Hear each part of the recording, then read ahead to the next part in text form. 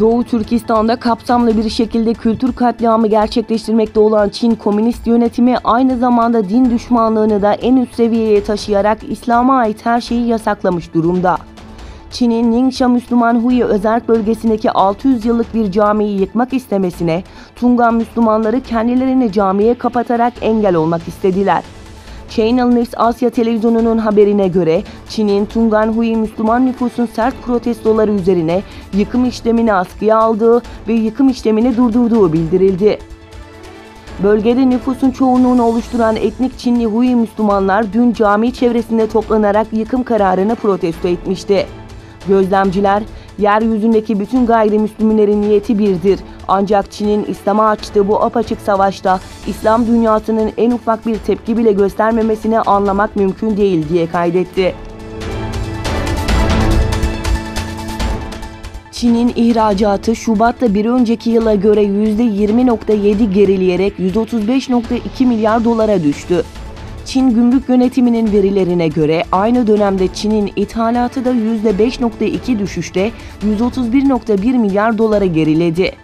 Böylece Çin'in ihracat fazlası 26.38 milyar dolar olan tahminlerin çok altına inerek %4.12 milyar dolar oldu. Japonya, Çin donanmasının kuruluşunun 70. yıl dönümünü kutlamak için gerçekleştirilecek askeri etkinlikte yer almak üzere Çin'e 8 yıl aradan sonra ilk kez savaş gemisi gönderecek. Japonya Savunma Bakanlığı önümüzdeki ay uluslararası bir filo incelemesine katılmak üzere Çin'e Japonya Deniz Savunma Kuvvetleri'ne ait askeri gemi göndermeye hazırlanıyor. Bu 8 yıl aranın ardından bir Japonya Deniz Savunma Kuvvetleri gemisinin Çin'e yapacağı ilk ziyaret olacak. Venezuela'nın 23 eyaletinin 22'sinde etkili olan elektrik kesintisinin 20 saattir devam ettiği belirtildi. Yaklaşık 20 saattir etkili olan elektrik kesintisi sonucu Devlet Başkanı Nicolás Maduro'nun okulların ve devlet kurumlarının kapatılmasını emrettiği belirtildi.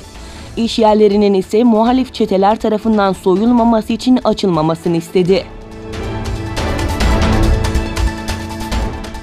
Güney Afrika Devlet Başkanı Ramaphosa, Filistinlilere yönelik saldırıları nedeniyle İsrail ile diplomatik ilişkilerinin seviyesini düşüreceklerini açıkladı. Cyril Ramaphosa, Filistin devleti için açık desteğimizi gösteriyoruz ve bununla birlikte İsrail devletinin barış ve güven içinde komşularıyla yaşama hakkını savunuyoruz diye konuştu.